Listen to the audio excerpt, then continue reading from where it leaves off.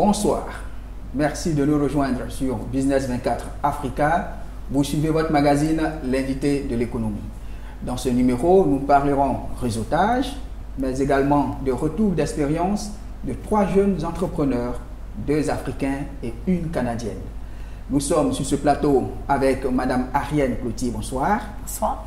Madame Ariane Cloutier, vous êtes chef d'entreprise. Vous avez créé 2 entreprises, Le Camp Futé et Profession Voyage. Exact. Nous en parlerons tout à l'heure.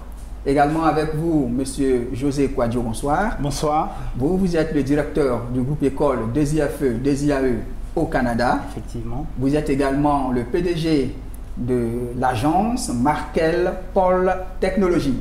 Je prononce bien, n'est-ce pas? Exactement. Bien, une bien agence, prononcé. un cabinet d'intelligence économique. Effectivement. Également sur ce plateau, quelqu'un de bien connu pour la chaîne Business 24 Africa, M. Kwa Séraphin, bonsoir. Bonsoir. Vous êtes directeur général du groupe école des IFE, des IAE. Et tout à l'heure, vous nous présenterez votre établissement et vous parlerez de votre parcours au professionnel. Merci. Madame Ariane Cloutier, tout de suite, présentez-nous vos 2 entreprises et il y a un concept qui vous a poussé à créer ces 2 sociétés. Lequel? Mon concept s'appelle les coups de pied, donc c'est du divertissement réfléchi. Très rarement, on met ces 2 mots ensemble, donc divertissement pour s'amuser, pour le plaisir, pour vraiment développer des activités créatives et ludiques, et le côté réfléchi de donner un sens aux activités, donner un sens au plaisir, donner un sens à la communication, de communiquer autrement les choses. Donc, tout est parti d'un livre qui s'appelle Un coup de pied bien placé. OK, ce livre-ci, Que Un j'ai- coup de pied bien placé. Ça dit déjà dans le titre, donc, de se donner le coup de pied pour faire les choses autrement, pour continuer d'avancer. Et je pense que ce qui nous rejoint toutes les 3, c'est vraiment l'action. C'est vraiment de se donner les coups de pied pour persévérer, pour avancer. Les entrepreneurs sont bien connus pour ça. Et j'ai bâti mon concept avec 15 objets, des symboliques, comme le joyau pour se donner le droit de briller, comme un joyau, comme le tuteur pour soutenir une plante pour grandir et non pas grandir à sa place. Tous des concepts qui ont leur place justement quand on développe des projets. Alors, j'ai commencé avec le livre et j'ai matérialisé ce concept-là sous 2 formes, soit avec les enfants, donc pour stimuler la confiance en soi des enfants dans les camps de jour chez nous, très connus, l'été, les vacances. Donc, pendant que les parents travaillent, on occupe et on anime, on amuse les enfants avec ce concept original, beaucoup axé sur le divertissement réfléchi, justement. Donc, des spectacles à chaque semaine, des jeux, toujours dans le jeu, mais de vraiment donner un sens à toutes ces activités-là avec des moments sabliers, moments nez de clown, moments joyaux. Donc, beaucoup de détails, mais qu'on peut voir sur le site en vidéo. Et finalement, j'ai matérialiser le concept sous Profession Voyage, donc professionvoyage.com, qui est une plateforme spécialisée tourisme voyage, un type de média qui, dans le fond, se spécialise dans la production vidéo, dans la rédaction et dans le design graphique, tout ça dans le tourisme voyage. Okay. Et ce qui m'amène en Côte d'Ivoire, ben, c'est mes collègues qui sont assis à côté de moi. OK, d'accord. Donc, tout est parti de ce Oui. bouquin. Vous êtes co-auteur du bouquin. Et depuis, vous avez créé 2 autres sociétés. 2 autres sociétés. Le Camp Futé. Et dans les Camp Futé, Profession Voyage. vous parlez du divertissement réfléchi. Exact. 2 mots contradictoires. Qui peut opposer les 2 côtés de cerveau, exactement. Alors, donc, vous faites des colonies de vacances pour enfants et ils viennent se divertir, mais de façon réfléchie. Exact. Vous en avez fait un business Oui. qui marche bien au Canada. Exact, depuis 4 ans, oui. Et puis, il y a aussi Profession Voyage. Exact. Vous êtes là plutôt dans le tourisme, n'est-ce pas? Oui, puis j'ai un parallèle dans le fond entre les 2 parce que je dis souvent que mon terrain de jeu est le monde et le fait d'avoir un réseau dans le voyage m'aide aussi à développer les coups de pied, les camps futés. Donc, de mon concept de coup de pied, j'ai développé les camps futés. Donc, le fait de voyager, le fait d'avoir accès à un réseau international m'aide aussi à développer mon nouveau concept des coups de pied, des camps futés. J'arrête pas de dire coup de pied. OK. Et les 2 sociétés marchent bien? Si. Les 2 sociétés marchent bien? Vous Oui. arrivez à gérer les 2? Oui, effectivement, il y a des défis. Il y a des défis à vouloir gérer plusieurs choses en même temps. Mais un entrepreneur, je dis que les entrepreneurs de la nouvelle génération sont des entrepreneurs multi-projets. Donc, on aime développer des différents projets et on est capable de le faire, n'est-ce pas, Séraphin? Oui, tout à fait. Merci. N'est-ce pas, José? J'en sais quelque chose. Donc, tout de suite, nous allons aller avec José. Vous êtes PDG de l'agence Markel Technologies. Markel Technologies, un cabinet d'intelligence économique. Vraiment orienté techno.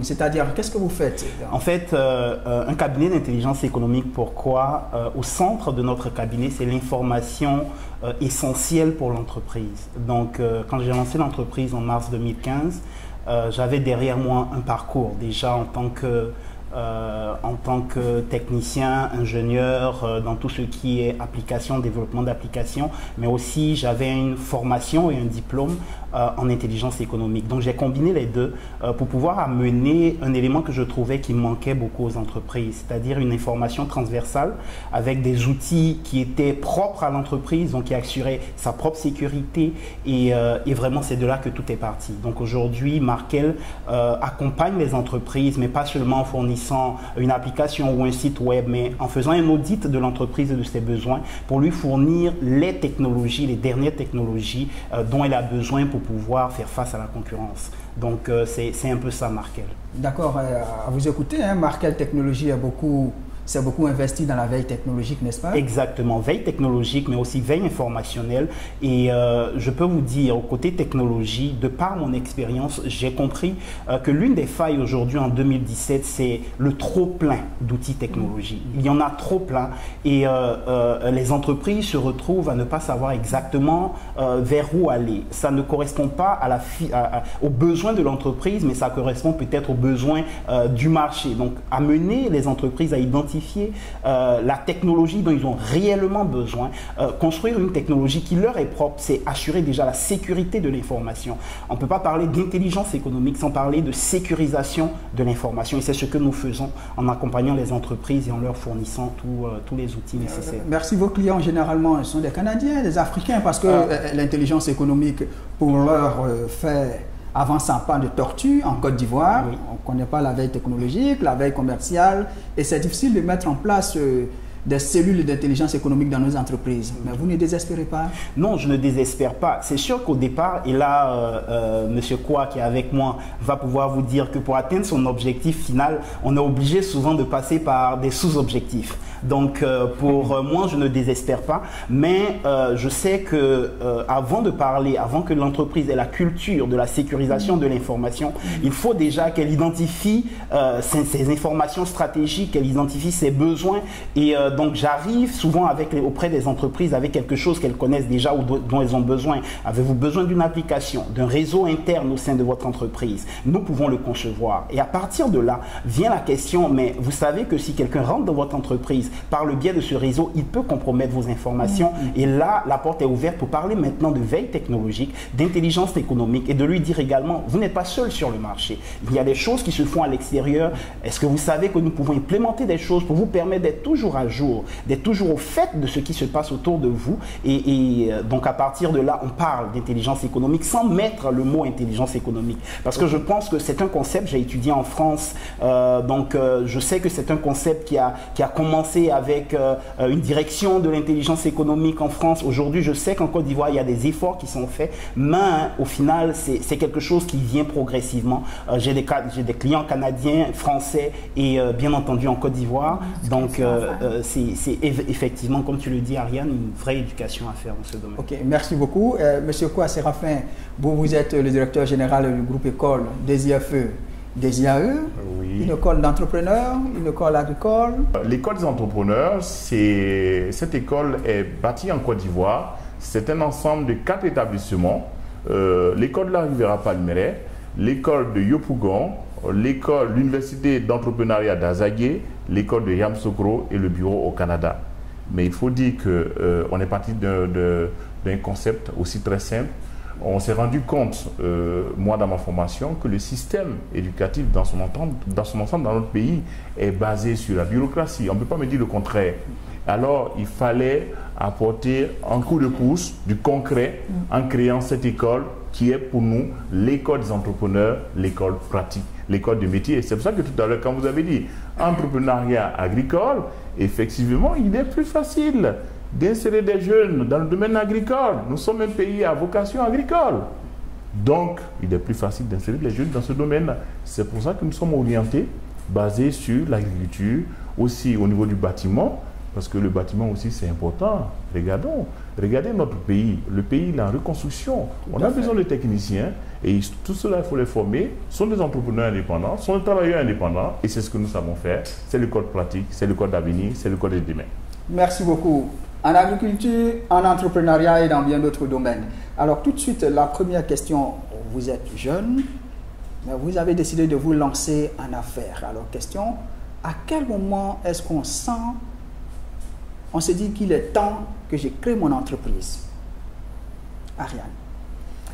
Moi, je dirais, après avoir travaillé pour d'autres gens, d'autres entreprises, que ce soit des petites entreprises ou même des entreprises de niveau international, c'est la vision que ces entreprises-là ont, c'est l'énergie. Parce que moi, je ne savais pas que j'avais la fibre entrepreneur.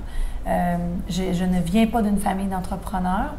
Rien à voir, je veux dire, j'adore mes parents. Mes parents sont des professionnels qui ont travaillé dans d'autres domaines. Mais vu que je n'avais pas de modèle, je ne savais pas que je l'avais.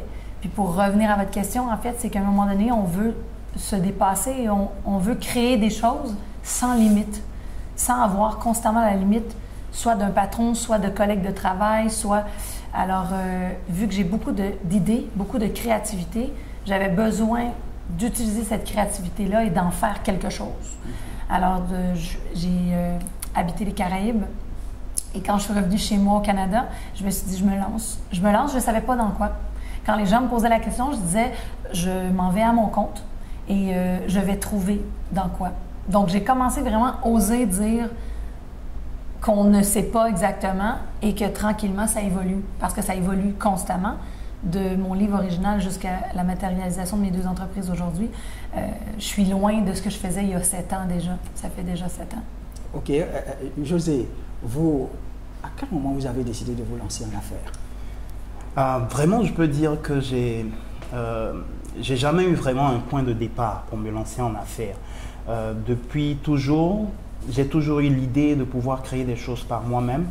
Je me rappelle étant étudiant en audit comptable et contrôle de gestion ici en Côte d'Ivoire, j'avais monté un cabinet d'audit qui allait démarcher les entreprises. C'est sûr qu'on n'a eu aucun client, mais quand même l'idée était là.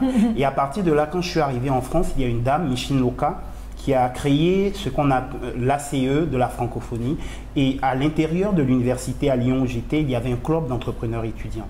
Donc, je suis parti au départ par curiosité à ce club. Et là, j'ai commencé à découvrir, à apprendre, à voir, à rencontrer des professionnels, j'ai été au travers de ce réseau pendant plusieurs années intervenant pour 100 000 entrepreneurs en France. Donc là, ça m'a donné vraiment de partir vraiment dans l'entrepreneuriat. Donc là, c'était les prémices. Et lorsque je suis arrivé au Canada, après avoir travaillé pour GE, une entreprise américaine, avoir travaillé pour d'autres entreprises, et j'ai décidé de monter en 2015 ma propre entreprise, comme je l'ai dit tout à l'heure, Markel, dans le domaine technologique. Mais j'ai toujours été sur différents projets, et là, ça a été vraiment le déclencheur. Ok, Monsieur Kwa, vous, est-ce une somme d'expérience qui vous a poussé à l'entrepreneuriat, ou bien c'est juste le désir de devenir patron? Je dirais que pour moi, tout a commencé aussi pratiquement en 1995. J'ai eu le bac en 1995 et je me rappelle bien en son temps, mes parents ils m'ont fait un don de 500 000 francs en argent. 500 000 francs, c'était beaucoup. Hein. Et j'étais à l'université et avec les 500 000, j'ai ouvert un salon de coiffure. Oh. Et donc, c'est comme ça que ça a commencé. Et je disais à qui voulait l'entendre que moi, je n'allais jamais travailler pour quelqu'un et que j'allais travailler pour moi-même. Je vais être autonome et indépendant. Donc, dès le départ, vous saviez très bien que vous devez sortir entrepreneur. Voilà. Et j'avais décidé. Je ne voulais pas travailler pour quelqu'un.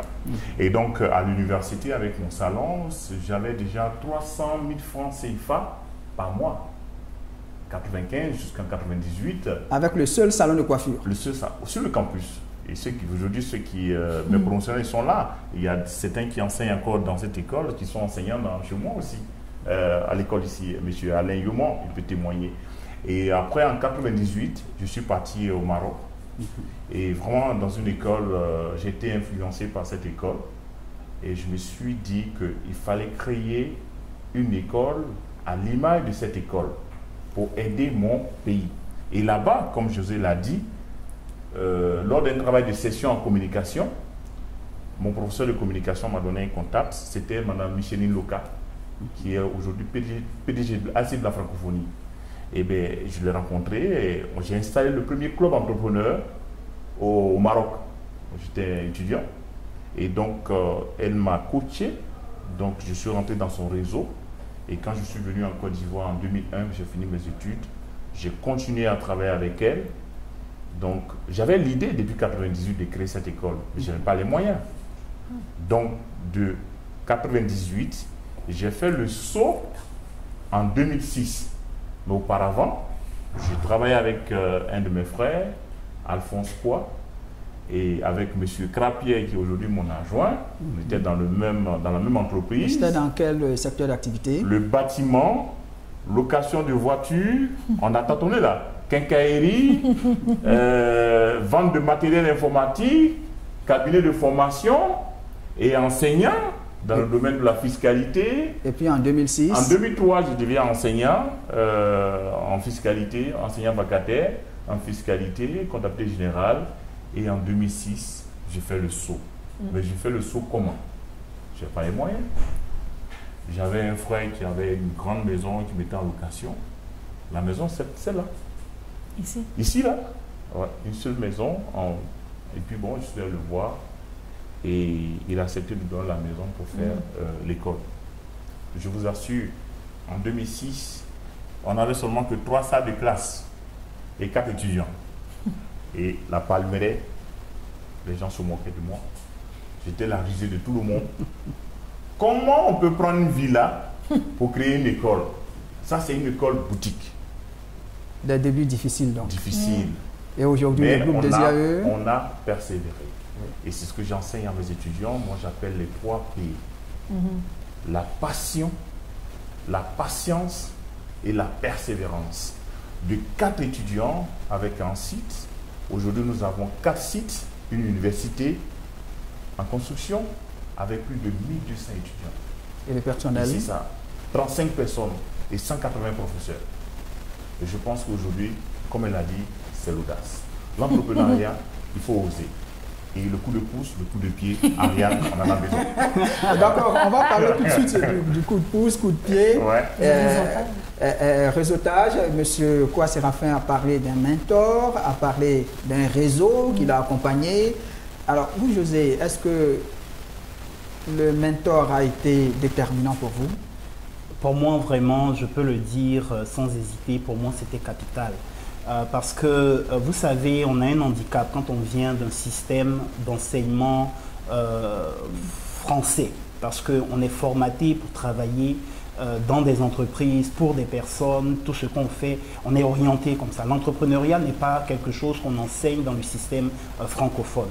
Donc, je partais avec cet handicap. Mais cette rencontre avec Micheline Loka, et aujourd'hui, Micheline Loka, qui est la PDG de l'ACE de la francophonie, qui est mon mentor pour l'entreprise Markel, a permis déjà à partir de 2005, a permis que je puisse déjà envisager la création d'entreprise. Avant Markel, j'avais une entreprise que j'ai créée qui fonctionne toujours, qui est Innovative TV. Donc on a commencé déjà par là, mais elle a toujours été là. Aujourd'hui, pour moi, mentor plus réseau, c'est quelque chose qui a été pour moi le moteur qui me permet de continuer. Aujourd'hui, vous l'avez dit en introduction, je suis également le directeur général du groupe 2IAE au Canada. Ça vient du réseau avec M. Quoi. Lorsque son projet a été d'étendre l'école au Canada, effectivement, la première personne à qui il a pensé, c'est moi, étant donné que nous sommes du même réseau, nous avons les mêmes mentors, nous avons les mêmes valeurs, nous avons la même vision de l'entreprise. Ça a été facile dans ce réseau-là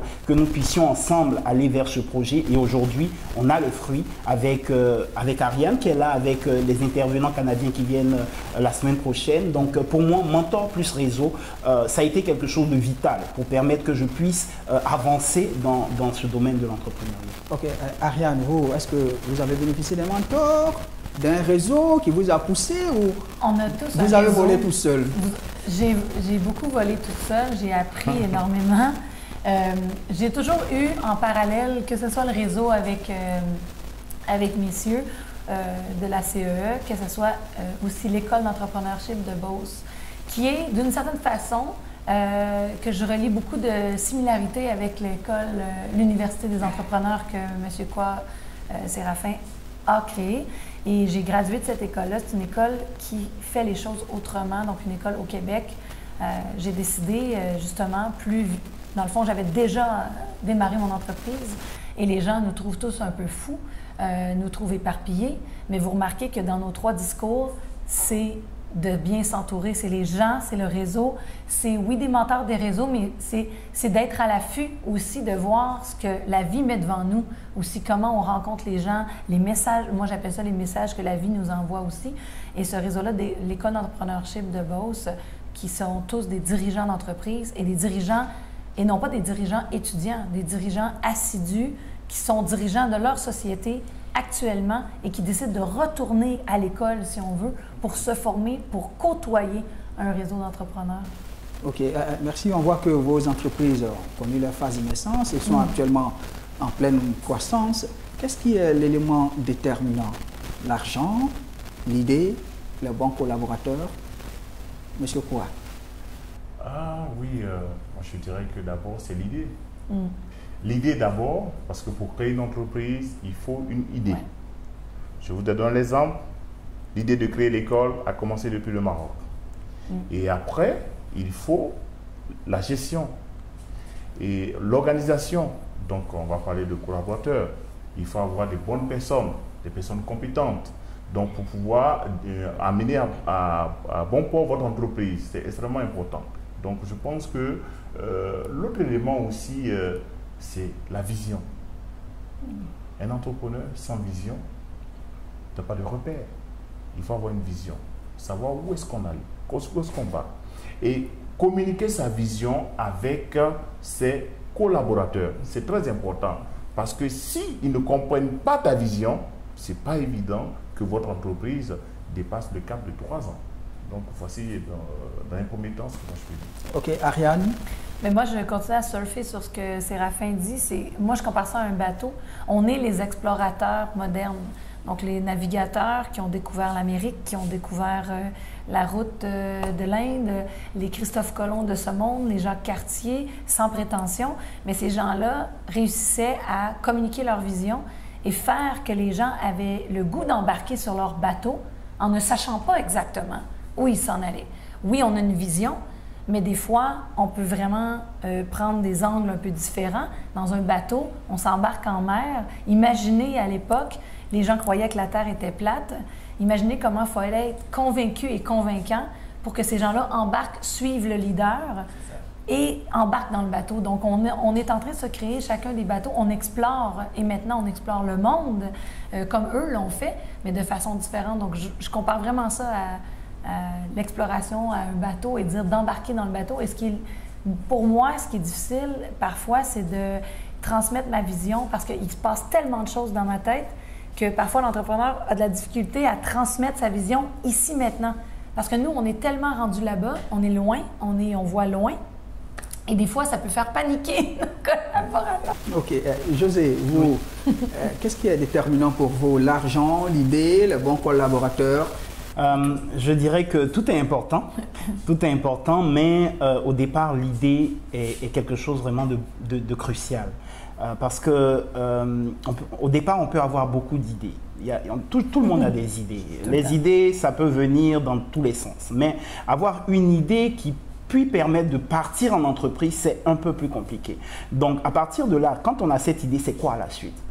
On peut avoir une très bonne idée. Je donne mon concept pour Markel. L'idée est bonne au départ, mais ensuite, vous l'avez dit, tu parles d'intelligence économique à une entreprise et dit, c'est quoi l'intelligence économique? Qu'est-ce que c'est? Ça va me demander de l'argent. Vraiment, je ne pense pas en avoir besoin. Donc, l'idée seule ne suffit pas. Derrière l'idée, il y a les collaborateurs. Il y a savoir partager ce qu'est ton entreprise, savoir communiquer autour de son entreprise. Et la chose la plus importante, il faut pouvoir s'entourer parce que partir seul, comme à l'époque, elle a donné l'exemple des explorateurs aujourd'hui en entreprise, partir seul, dans certains domaines, c'est possible, mais généralement, c'est quelque chose de déconseillé. parce qu'il faut toujours avoir quelque part aussi un retour. Il faut toujours avoir aussi des balises. Il faut avoir aussi de l'aide. On ne peut pas tout savoir. Même si on sait beaucoup de choses, on a toujours besoin d'une compétence qui puisse permettre que l'idée se matérialise en quelque chose de concret, de vendable et qui soit pérenne dans le temps. Donc pour moi, l'idée est centrale. Les collaborateurs et bien sûr l'accompagnement et le financement sont aussi importants. Apparemment, il y a beaucoup de choses importantes. Au terme de cet entretien, nombreux seront les jeunes entrepreneurs qui vont se poser la question, ah tiens, voici 3 entrepreneurs qui sont en réseau. Comment on crée un réseau finalement? Quels conseils pouvez-vous leur donner? Comment on crée un réseau? Mais le réseau, ça s'entretient. Et ça se développe. Et où on trouve le réseau? Partout. Un réseau, lorsqu'on est encore aux études. Moi, je dirais d'être curieux aussi. Oui. D'être à l'écoute et d'être curieux, de vraiment écouter, comme par exemple, moi, la CEE, j'ai entendu parler et je me suis intéressée par curiosité, comme tantôt José disait, ah, il y a une curiosité où je vais aller voir à la CEE. Donc, de savoir percevoir si on a vraiment des envies de développer des projets, c'est de oser se donner le coup de pied, de poser les questions, d'aller voir des gens à qui vous aimeriez ressembler. Donc, l'idée, c'est vraiment de dire, les réseaux vont venir à vous ou vous allez en créer. Moi, je me suis créé aussi également maintenant une cellule de dirigeants d'entreprise chez nous, au Québec. On est 7 et on se réunit une fois aux 2 mois environ et on s'échange sur des problématiques, sur des idées, des défis. Mais c'est aussi, c'est ça, c'est de mettre un pied devant l'autre. Donc, si on n'a pas de réseau, qu'on ne connaît pas personne, c'est de poser des questions, de lever le téléphone, d'envoyer des courriels, de se mettre dans l'action. Il faut aller vers le réseau. Monsieur Séraphin, quoi? Oui, je veux dire que c'est très important, le réseautage, parce qu'aujourd'hui, comment je prends mon exemple, le réseau avec Mme Micheline Loka, PDG de l'AC de la francophonie, aujourd'hui, je suis allé au Canada grâce à ce réseau.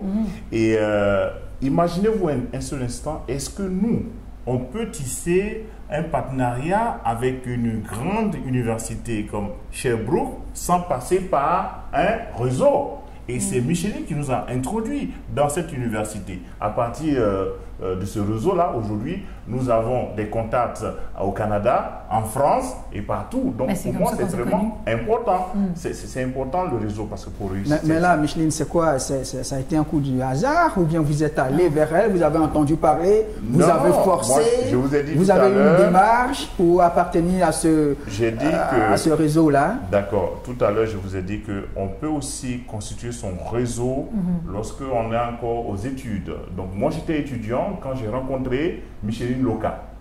Ok, donc à partir d'un travail de session.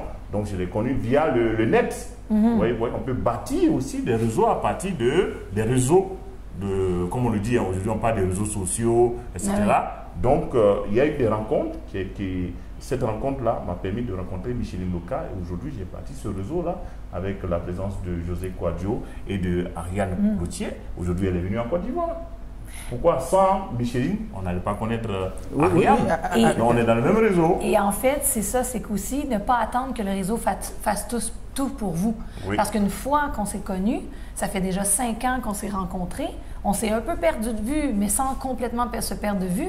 Mais aujourd'hui, pourquoi je suis là concrètement en Côte d'Ivoire, ce n'est pas que par Micheline, c'est parce que Séraphin et moi et José, on a mis un pied devant l'autre et on s'est parlé directement et on a dit, OK, on l'organise et on le fait. Et on n'a pas demandé et attendu que la CE le fasse pour nous. Donc, il y a un dosage, il y a un équilibre. Puis moi, dans mes valeurs d'entreprise, j'ai beaucoup l'intuition. Dans le fond, c'est d'écouter ses instincts, ses intuitions. Parce que c'est pas de juste rester assis et attendre ou de « Oups, super, j'ai trouvé un réseau, donc je vais attendre que le réseau fasse tout pour moi. » Tout à fait, tout à fait. Okay. José? Moi, je pense que la difficulté, c'est de passer de amis, connaissances, collègues à réseau. Parce qu'un réseau, c'est quoi? Un réseau, c'est un ensemble de personnes qui ont une vision commune sur un sujet bien précis. Donc, quand je dis vision commune, ça ne veut pas dire qu'il faut forcément être d'accord sur tout ou bien avoir les mêmes priorités dans le moment. Non, ça veut dire qu'au moins, on a un point d'accroche. Et en tant qu'ami, on peut juste être amis, aller boire un verre et tout. Mais à la fin de la journée, moi, je me suis un entrepreneur. Donc, comment faire passer cet ami à un réseau qui puisse servir à mon entreprise, je pense que là est la difficulté la plupart du temps. Mais il faut faire ce passage. Ok, merci. Notre émission tire à sa fin. Très rapidement, un petit mot chacun. Je vais commencer avec José Kouadio. Un conseil pour tous ces entrepreneurs, surtout en ce qui concerne le réseautage. Ben déjà, merci de nous avoir reçus. Le conseil que je peux donner aux jeunes, et particulièrement je vais m'adresser aux jeunes Ivoiriens, oser entreprendre. Je pense que le titre du livre d'Ariane Cloutier, c'est celui-là que je vais utiliser. Ariane, tu permets? Donc, un coup de pied. Il faut sortir des carcans, sortir de tout ce qui avait été préétabli. Aujourd'hui, je rencontre des jeunes du monde entier et je peux vous dire qu'ils n'ont pas 3 mains, ils n'ont pas 4 pieds, ils ont comme vous 2 pieds, 2 mains, un cerveau. Si eux, ils ont pu le faire, vous, en tant que jeune, vous pouvez. Merci José. Ariane Cloutier, vous, un mot pour tous ces jeunes entrepreneurs africains. Moi, rapidement, j'aurais le goût de vous dire, conservez votre essence. N'essayez pas de faire comme nous en Occident, comme l'Europe ou comme autres. Vous avez vos couleurs, vous avez votre style. Et vous avez la chance que ça soit sur plusieurs terrains, sur plusieurs domaines vierges. Donc, profitez de ce que vous avez. Vous avez une authenticité incroyable. Pour moi, ça vaut plus que de l'or. Donc, gardez votre essence, gardez qui vous êtes et non pas de dénaturer pour essayer d'imiter les autres. Créez votre propre identité. Merci. Monsieur Séraphin, quoi? Je dirais que le développement, c'est l'Afrique. Eh bien, tout à refaire en Afrique, tout à faire à refaire en Afrique. Et par conséquent, je dirais aux jeunes, l'État-providence est terminé. Si je prends mon exemple, avec 4 étudiants au départ, et si aujourd'hui j'ai dépassé le cap de 1200 étudiants avec 4 universités, 4 sites, ça veut dire que vous aussi pouvez le faire. Qu'est-ce qui a fait la différence? Je dirais que c'est l'audace, c'est le courage, la patience, la persévérance, l'endurance, le sacrifice. Et un mot, le sens de la responsabilité. Le sens de la responsabilité est un mot très fort. Et enfin, je dirais l'humilité. C'est biblique. L'humilité précède la gloire, l'orgueil précède la chute. Merci. Merci beaucoup, Monsieur Kwa. Comme je le disais, notre mission tire à sa fin. Merci. Nous étions avec José Kouadio. Il est PDG du cabinet d'intelligence économique Agence Markel Pôle Technologique. Également, Madame Ariane Cloutier. Elle est directrice de 2 entreprises, Le Camp Futé et Profession Voyage. Enfin, Monsieur Kwa Séraphin, lui, il est le directeur général du groupe école des IFE, des IAE. Merci beaucoup. Merci. Merci d'avoir répondu à notre invitation. Chers téléspectateurs, merci de nous avoir suivis et restez sur Business 24 Africa.